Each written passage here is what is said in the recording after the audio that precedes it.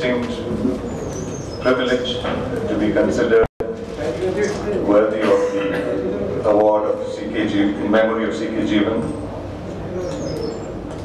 whom I did not know personally, but I find some very unique characteristics of the man who must be remembered so intensely and so fondly after 15 years, after he left all of us. I have the added responsibility of speaking on the theme of convergence of print, visual and social media in the contemporary milieu, which I will try and do not at length, but in as brisk or succinct a manner as possible. I think we are all aware of the fact that the media is no longer compartmentalized or segmented as we knew it before. Indeed, one of the changes that has taken place when we moved from the Industrial Revolution model to the Information Revolution model is that we moved from an age of analog media to an age of digital media.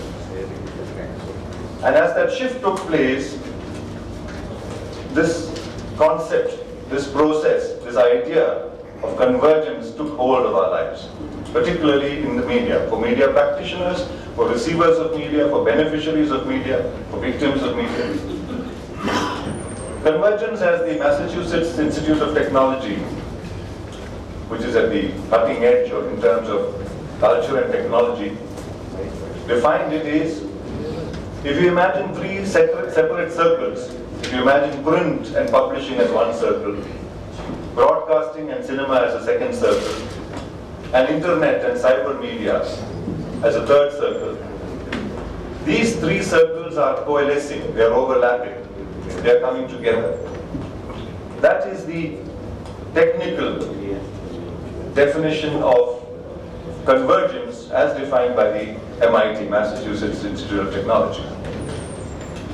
And therefore, ideally, such a convergence should make for a big difference in the way media affects our lives, in the way we deal with media, in the way media makes a difference to our lives. And we can see that happening. We can see slowly that I run a college of journalism, and one of the first questions I ask students when they come for a new batch of students come every year is, how many of you read the newspapers? And in a class of say 200 students, hardly 4 or 5 hands go up. Initially when I saw this, I was very shocked, I was very concerned. I thought, how are these people going to be journalists if they don't even read newspapers? And then of course you learn very quickly that their not reading newspapers is not indicative of their not knowing the news. They are online, they go online, and in fact, their breadth of news is far greater than those who read newspapers. Because they know the context, they know the extra commentary, they know, and as you know, all the internet editions of newspapers have far more news than the newspaper edition itself has. Because there is a paucity of newsprint, there's a limitation of newsprint, there's a limitation of space. Whereas the internet editions often give you longer versions, they give you hyperlinks, they take you to other related contexts. So there's a whole infinitesimal area of breadth and depth on which these students are able to understand news and learn news and evaluate news and contextualize news, which we who are used to the newspaper along with our morning cup of tea or coffee may not have, surely out of habit. And that's a new generation. That's a new generation of media recipients, of media, shall we say, consumers. Their knowledge is broader than in many ways ours. And therefore they probably develop a healthy disrespect sometimes for politics, or a healthy respect for politics. They're able to assess people in very different ways. And there is a paradigm shift, a kind of model shift that is taking place in the terms of how they relate to the media, how they experience the media. So what we find today is that the single tablet, a screen, is becoming convergent in the sense that your newspaper, your radio, your television, your internet, they're all delivered to you perhaps on a single screen. Already your iPad and so on. Of course, these are technological developments. This does not mean that society at large is able to receive it yet. And we in India, we have the distinct problem, which we can't run away from, of a digital divide. That the masses of our population cannot afford some of these gadgets, cannot afford access to the broadband that is required, access to even Wi-Fi. But at the same time, we have seen how a revolution of the mobile telephone, for instance, has changed access to information, empowered the ordinary, the most ordinary of persons in this country, whether he's a vegetable seller, whether he's a man who's sweeping the street in the morning. All sections of society have been empowered by the power of the mobile phone. And as you know, the mobile phone itself is a gadget of convergence. You have the capacity to receive information, not just here. You can sometimes see pictures. You can see, if you are able to literate and read, you can get text. And therefore, convergence is happening in our lives in ever so many ways. And we are becoming more and more informed in that sense. We are becoming more and more subjects of convergence. It's not just in the media that it's taking place. In the formal media space, convergence has created a huge difference to the way we react to or interact in social media. Social media is such a changing media, such a changing form, that what is social media today may be changing tomorrow. There is Facebook, there is Twitter, there are various categories of social media that are evolving, and various groups, various listservs. So the entire buzz and communication and interaction is taking place in virtual space. So much so that it is probably becoming more and more difficult to find the physicality of gathering, social gathering. We find it more and more difficult, especially in the younger generation, to find the physicality of social gathering. Because their conversations, their interactions, their social discourse is taking place in the social media. They are online, they're on SMS texting has become almost an art. Some of them do it so fast, it's like in the old days, a typist who could type 500 words a minute or something. That kind of Guinness Book records are being set in SMS texting. And they're constantly informing or being informed. Constantly, often it's a live wire kind of situation. And therefore, I think this has tremendous implications, in my view, for all sections of society, including political parties. As we know, all political parties, when they have big rallies, need to bring a big presence of people for those rallies. And some of them come with a passion. But I wouldn't be surprised, especially if a section of the audience, a section of the people, of society, slowly move into the realm of social media. And therefore it becomes necessary for political parties to have a presence, a cyber presence, a social media presence. Social media, by definition, is, I think, a check and balance area for formal media, formal news media. Whether it is television or newspaper or radio, the non-formal news media, I find, for instance, and many of you who are active on the internet and so on will find, there is far greater commentary, far greater contextualization, far more valuable information these days that you get from the social media, from other forms of internet, than in the formal media space. There are experts who are giving us views. And we are also able to see very often how the agendas of formal media are diluted in the social media. So it is an alternative space in many ways. It is an alternative space. A space where the ordinary citizen, the people of this country, can express their views, their opinions. And I think a good example, illustration of this, we have seen many illustrations. We have seen the Arab Spring, we have seen the Occupy Wall Street movement in the United States. But in our own country, in the capital of India, in Delhi, when you saw the Aam Aadmi Party emerging with just a couple of years of activism, as a ruling party today, with some outside help of the state of Delhi, it is largely through the power of the social media. How do they organize? They did not have the funds to organize, they did not have the funds to busing people, trucking people to Ramlila grounds or wherever they had their meetings.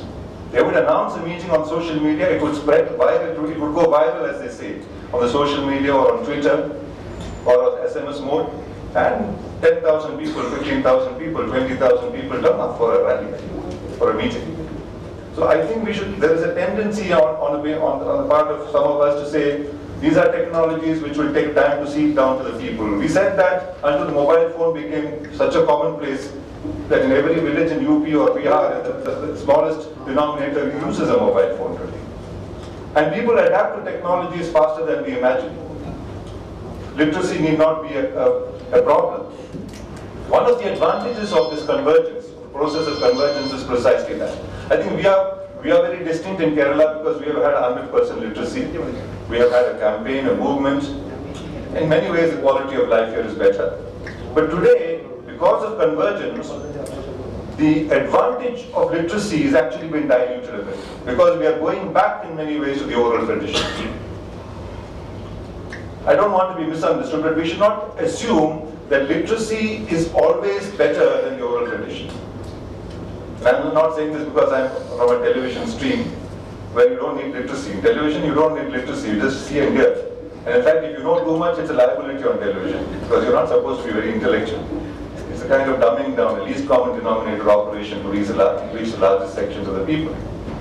But what I mean is that in the social media today, you have video streaming, you have the visual, you have podcasting, you have the sound, you have the text. So these three forms of information, of communication are combining again in the social media. India is traditionally considered an oral society. Much of our literary heritage, religious heritage, let us say, even Buddhism, the script, they were all, orally communicated generation after generation and recorded at some point of time by sheer memory. It's an exercise, it's a dazzling exercise of memory. There's a wonderful story about the Egyptian god Thoth.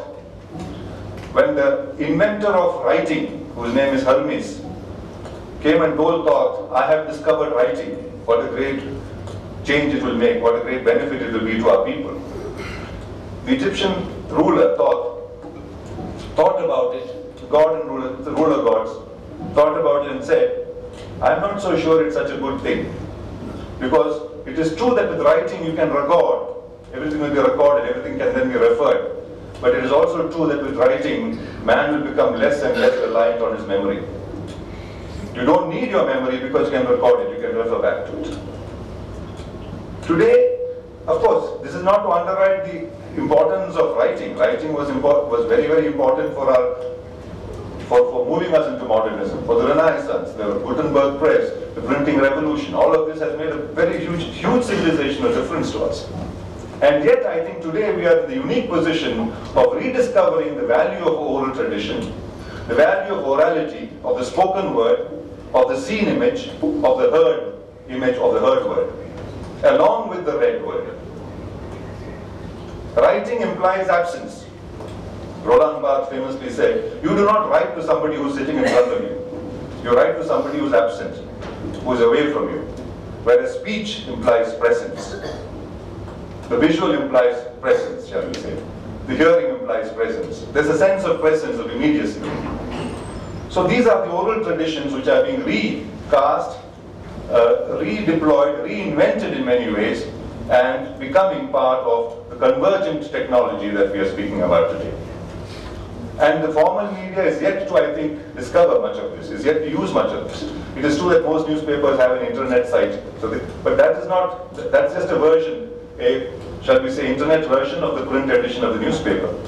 Whereas the true idiom and the true cultural, shall we say, uniqueness of internet, of the cyber media, of cyberspace, is yet to be realized. It's a work in progress, it's going on. I don't think any of us can say that we have arrived there. So we are living in very fascinating times of convergence. Convergence is actually the biggest work in progress of our century. And that's going to make a big difference to the way we understand the world, the way we see the world, the way we react to the world, and the way we are empowered in terms of these interactions. All such social media, one of the most powerful aspects of the social media is that it empowers democracy. And it has little patience for autocracy. China is fighting a losing battle against the social media. We can see that. Chinese, although they have accomplished great strides in terms of the economy, in terms of sophistication of art and literature and so on, has, like many socialist countries, tended to be absolutist in terms of the information flow. But we can see that the people of China are more and more restless, more and more impatient. They state their views, and the state is finding it increasingly difficult to control the spread of such social media. So convergence is such a mutating concept that it's difficult to control it. And it's a user generation of information, how the people themselves generate information and use that information.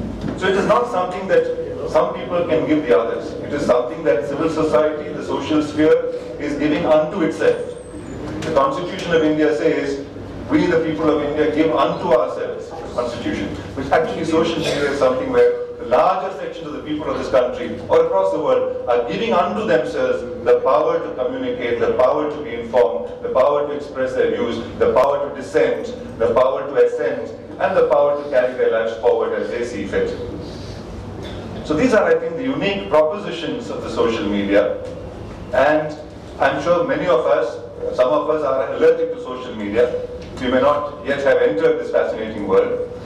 We may not yet be formally aware of convergence, but I propose that all of us are in some ways caught up in this whole business of convergence. Whether we like it or not, unintended, unknown to ourselves, we are, I think, players in the process, in the work in progress, the grand work in progress that we call convergence, which includes, in a good measure, the social media.